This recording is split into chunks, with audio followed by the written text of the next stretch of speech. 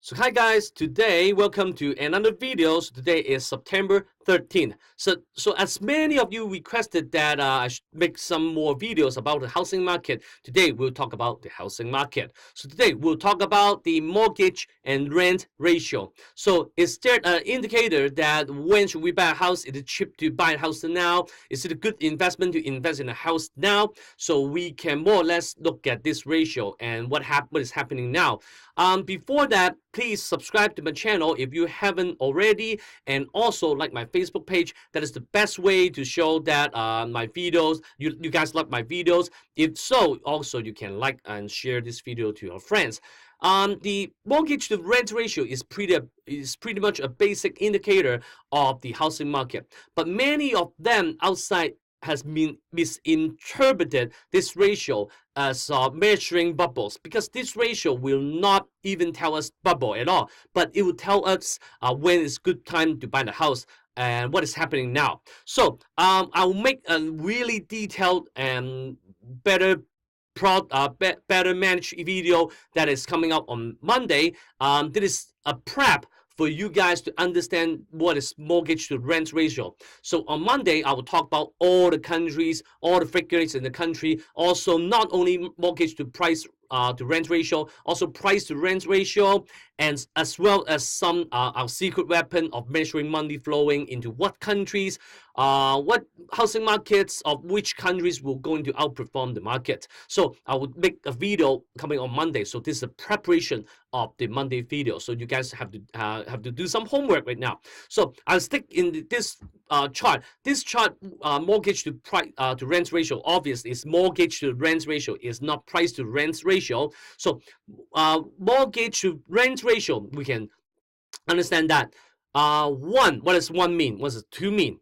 One meaning that whenever, let's say, I'm paying mortgage fee of $1,000, and instead of renting, if I'm doing the mortgage, it's also $1,000. So if the ratio drops to 1, you should really invest in a house, right? Because the mortgage cost is the same as the rental cost.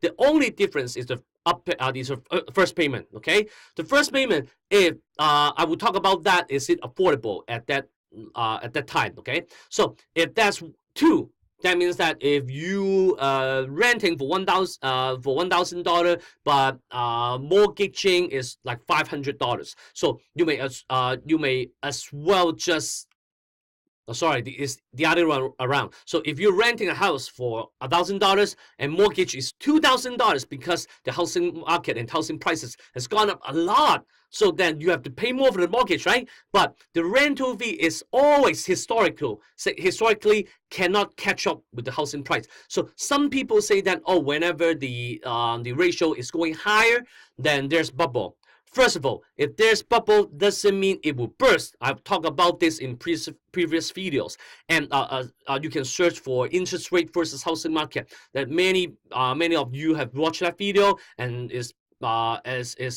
really solid, the evidence. And the second thing is, whenever it's going up, we never know whether or not it will hit 1.2 or 1.8 or even 1.3 or 2.8 until there's a bubble and for the bubble to burst. So we'll say, oh, we'll always do it safe, right? So if it's 1.2 or 1.3, we'll always play safe and not buy a house.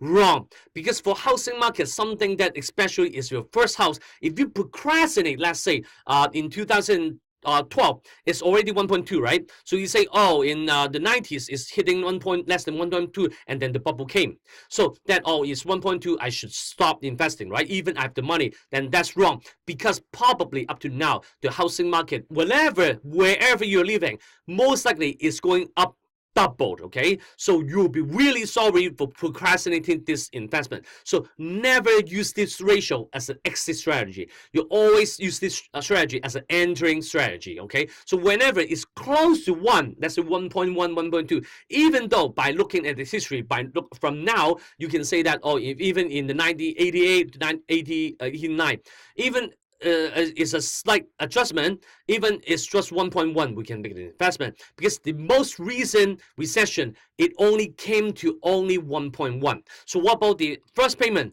Look at the chart.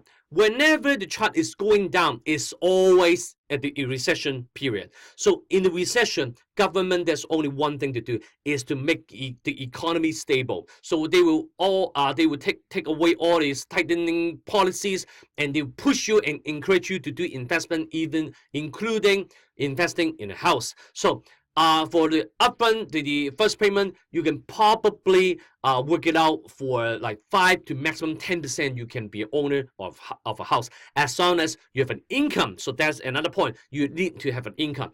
Nobody just like play games and gamble, and some people do, but really for a stable situation, you really have an income, so that when the time comes, you will have the purchasing power to buy a house at the right time. So that's two. Sorry, the first one, you need the statistic that it's a good time to buy, and the second one, it's good time to buy. You really have to have the purchasing power, to be able to pass the test and to buy the house. Even up to now, in United States, I know that for first buyers, the government support you by as low as using only 3% of the housing price, you can be an owner. But also the mortgage will be higher, right? So right now it's 1.3. What should I do now? So I will give you a little bit of the figure that I prepared myself to show you next Monday. So now, in terms of apartment, because on Monday I will only talk about apartment. Apartment is still an attractive investment in terms of rental revenue. Okay, if you look into the price, apartment is not the case. But if you're looking at the rental income to cover your mortgage now, apartment is still the best choice. And America in general, including all the not only the first tier cities like New York and LA and San Francisco, including others like other second tier, third tier countries, is really attractive. The ratio is below 1. And Canada, Australia, if you invest in the apartment, is below 1. But in terms of Asia countries like Taiwan, Hong Kong is at 1.09. But Taiwan, China is 2.63. Man, what's happening, right? So it's really expensive. So you really have to make a smart move. So you say Mexico, like Canada and United States is pretty good, right? So Brazil is the same, right? Brazil is not. Brazil is 2.94. It's close to 3. So if you rent a house, it's $1,000. If you buy a house for mortgage, it's $3,000. So probably it's both two reasons. First of all, the housing prices has gone up like insane. Second reason is, even though the housing prices go up, but as a whole, purchase power in Brazil cannot even pay the mortgage, right? The rental fee. So if you're yielding a rental yield of 4%, probably for like $3,000, you will pay 5%.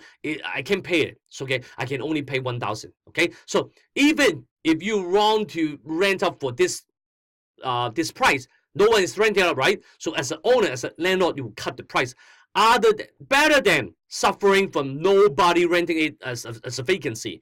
This is really pretty much the biggest cost of the landlord is being the house being vacant. Okay, so this is something that we should prepare, and some statistics are just over top of my head. I will just present you the stats. So it's something for you to prepare now and before Monday. And on Monday, the video comes up, you will be having a more in-depth preparation already, and you may get more out of the video.